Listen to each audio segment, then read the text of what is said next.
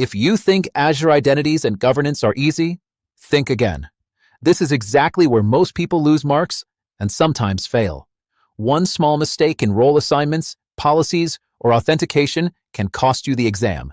So if you're preparing for exam, pay close attention. In this video, you'll practice real exam-style questions and learn how to think through them like a pro. If you missed our previous video covering core Azure services, go check that out first. It'll help you a lot. Now, we dive into managing identities and governance in Azure. These questions reflect the actual exam, so don't guess. Think like you're taking the test. Let's get started.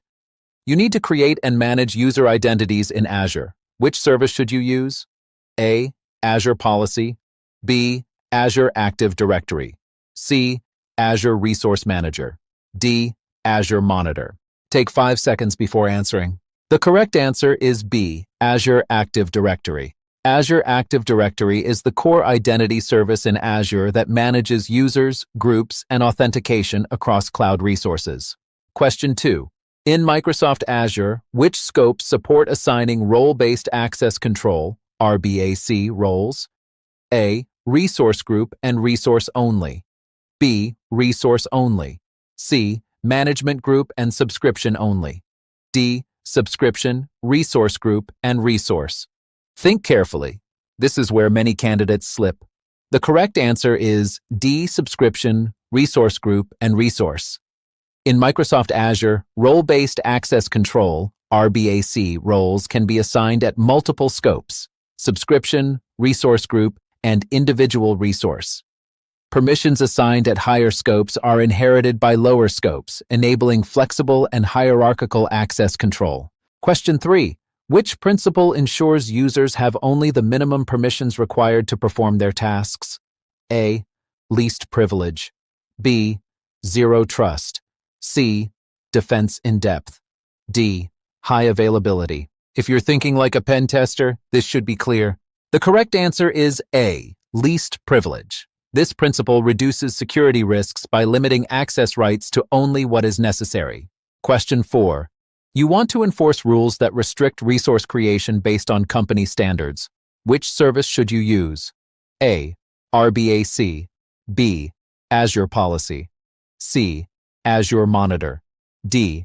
Azure Advisor. Take 5 seconds before answering. The correct answer is B. Azure Policy. Azure Policy helps enforce organizational standards and compliance by evaluating resources against defined rules. If you want more Azure Administrator Associate exam questions focused on identity, governance, and real exam scenarios, check out CERT's Hero practice tests. They're designed to help you prepare faster and smarter.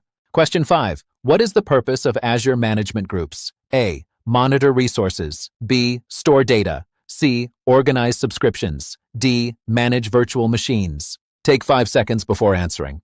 The correct answer is C. Organize subscriptions and apply governance.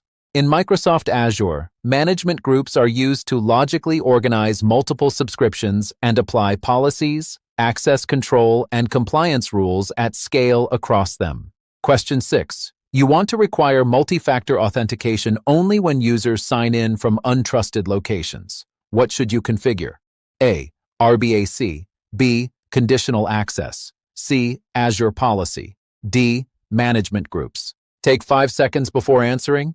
The correct answer is B. Conditional Access. Conditional Access allows you to define rules based on user conditions such as location, device, or risk level. Question 7. What is the benefit of assigning permissions to a group instead of individual users? A. Faster VM deployment. B. Reduced cost. C. Improved storage performance. D. Easier access management. Take 5 seconds before answering. The correct answer is D. Easier access management. Using groups simplifies administration by allowing you to manage permissions collectively.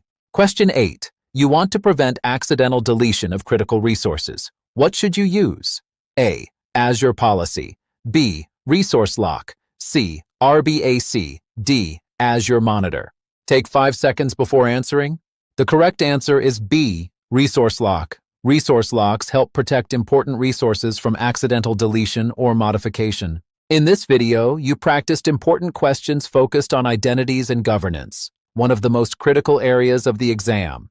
We covered Azure Active Directory, RBAC, policies, conditional access, and key governance tools you need to master to pass.